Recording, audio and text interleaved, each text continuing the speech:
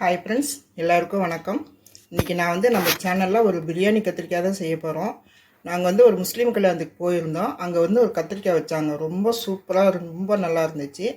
சரி, நம்மளும் அதை வீட்டில் செய்வோம் அப்படின்னு அவங்கக்கிட்ட கேட்டு எப்படி செய்யுதுன்னு அந்த மாஸ்டர்கிட்ட கேட்டு நானும் அதே மாதிரி இங்கே செஞ்சு உங்களுக்கு அவங்க கூட ஷேர் பண்ணுறேன்.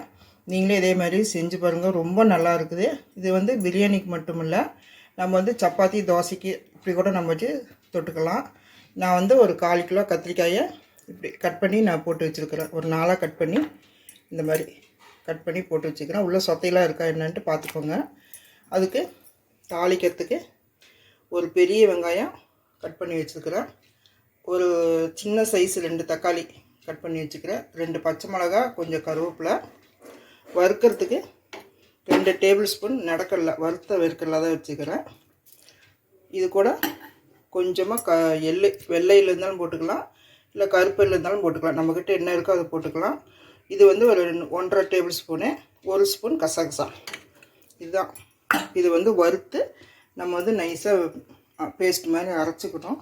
தாளிக்கிறதுக்கு கொஞ்சம் 1 ஸ்பூன் கடுகு, 1 ஸ்பூன் சீரகம், 1.5 ஸ்பூன் மிளகு, 1/4 ஸ்பூன் வெந்தயம். இதான் தாளிக்கணும். இப்போ நம்ம எப்படி செய்யறதுன்ட்டு பார்க்கலாம்.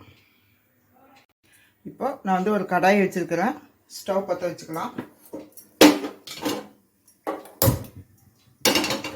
ஸ்டவ் பற்ற வச்சுட்டு இது வறுத்த வேர்க்கடலை தான். இது சும்மா லைட்டாக சூடு ஏறினா போதும். அது கூடவே இந்த எள்ளும் கசகசாவும் போட்டுக்கலாம். போட்டு லைட்டாக வறுத்துட்டு நம்ம மிக்சியில் நல்லா பொடி பண்ணிக்கணும். நைஸாக அரைச்சிட்டு வந்துடணும், பேஸ்ட் மாதிரி.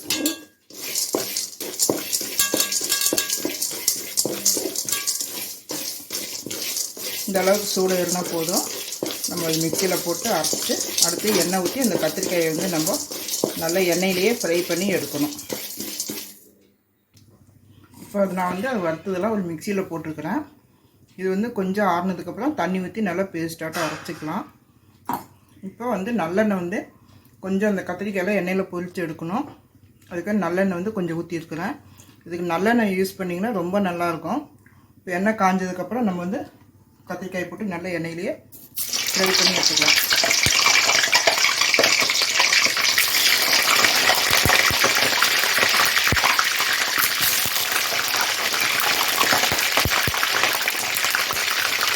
இதே மாதிரியே நான் எல்லா கத்திரிக்காயும் எண்ணெயில் பொரிச்சிட்டு உங்கள்கிட்ட காமிக்கிறேன். அடுத்து என்ன செய்யலான்ட்டு பார்க்கலாம். இந்த அளவுக்கு வதங்கினா போதும். இந்த அளவுக்கு சுருங்கினா போதும். மறுபடியும் நம்ம தாளித்து வேக விடுவோம். இப்போ நம்ம இதெல்லாம் எடுத்துடலாம்.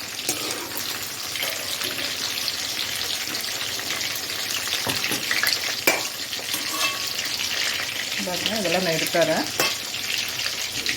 எடுத்துகிட்டு நம்ம இதே எண்ணெயிலே நம்ம தாளித்து விட்டுறலாம். இப்போ நான் கொஞ்சம் எண்ணெய் எடுத்துட்டேன். எண்ணெய் நிறையா இருக்குதுன்ட்டு இந்த எண்ணெய் போதும்.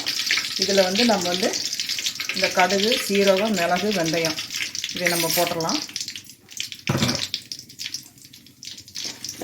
இது பொரிஞ்சதுக்கப்புறம் நம்ம வெங்காயம் போட்டு வதக்கணும். கடுகு பொரிஞ்சிருச்சு. இப்போ நான் வெங்காயம் போட்டுக்கிறோம். வெங்காயம் நல்லா ப்ரௌனாக வதங்கி வரணும். கருவேப்பிலையும் போட்டுக்கலாம்.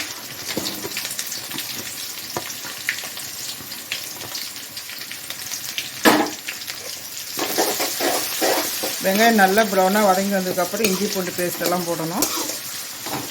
வெங்காயம் நல்லா வதங்கி வரட்டும், ப்ரௌனாக வரட்டும். அதுக்குள்ளே நம்ம நான் ஒரு எலுமிச்சம்பழம் சைஸ் புளியை நல்லா ஊற வச்சுக்கிறேன். இதை அதுக்காக நம்ம கரைச்சிட்டு வந்துடலாம். இது வெங்காயம் வதங்கிறதுக்குள்ள ப்ரௌனாக வரக்குள்ளார அந்த இஞ்சி புளியை நல்லா கரைச்சிட்டு வந்துடலாம். இந்த அளவுக்கு ப்ரௌனாக வதங்கினா போதும்.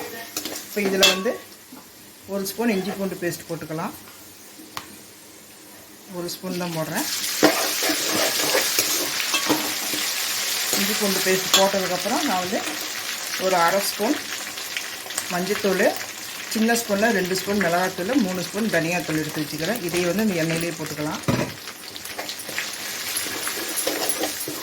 எண்ணெயில் போட்டு வதக்குனிங்கன்னா நல்லா கலர் கிடைக்கும். இப்போ நம்ம கட் பண்ணி வச்சுக்கிற தக்காளி, பச்சை மிளகா இதையும் நான் இதுலேயே போட்டுறேன்.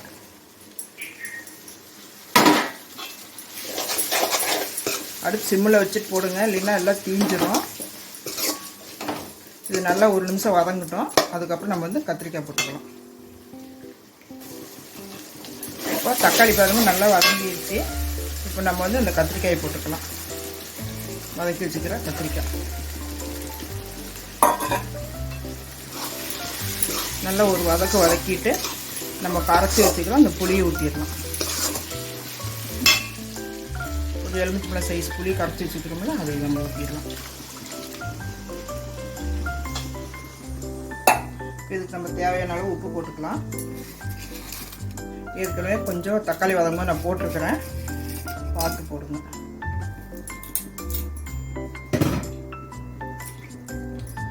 நல்லா மூடி வச்சுட்டு ஒரு கொதிக்கிட்டோம். அப்போ தான் கத்திரிக்காயிலெல்லாம் வந்து மசாலா ஏறும். ஒரு 5 நிமிஷம் கொதிச்சோடனே நம்ம அந்த அரைச்ச பேஸ்ட் இருக்குல்ல, வேர்க்கடலை எள்ளு கசகசெல்லாம் அரைச்சி வச்சுக்கிறோமோ அதெல்லாம் நம்ம போட்டுடலாம். இது வந்து 5 நிமிஷம் மூடி வச்சுட்டு கொதிக்க வைக்கலாம்.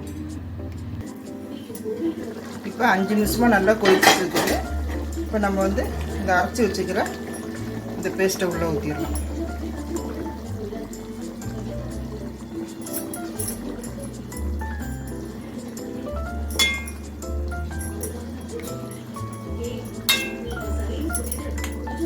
இதில் கொஞ்சம் தண்ணி ஊற்றி மிக்சியை கழுவி ஊற்றிடலாம்.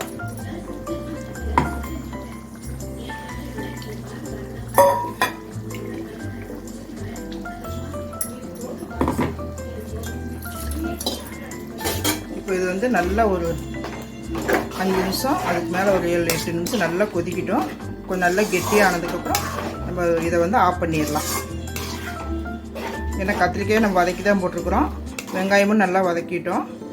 புளி ஊற்றி 5 நிமிஷம் கொதிக்கவும் வச்சுட்டோம். இது ஒரு 5 நிமிஷம் கொதிச்சா போதும், நம்ம ஆஃப் பண்ணிடலாம். சிம்மில் வச்சு கொதிக்க வைங்க. பிரியாணி கத்திரிக்காய் ரெடி ஆயிடுச்சு. இந்த கிரேவி நீங்களும் செஞ்சு பாருங்கள் எப்படி இருக்குதுன்னு.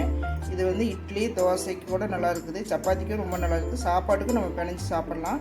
இது எப்படி இருக்குதுன்னு நீங்கள் செஞ்சு பார்த்துட்டு கமெண்ட் பண்ணுங்கள். இந்த வீடியோ பிடிச்சிச்சுன்னா ஒரு லைக் பண்ணிவிட்டு பாருங்கள், சப்ஸ்கிரைப் பண்ணுங்கள், அப்படியே பக்கத்தில் இருக்கிற பெல் பட்டனையும் கிளிக் பண்ணுங்கள். நம்ம மீண்டும் அடுத்த வீடியோவில் சந்திப்போம். நன்றி, வணக்கம்.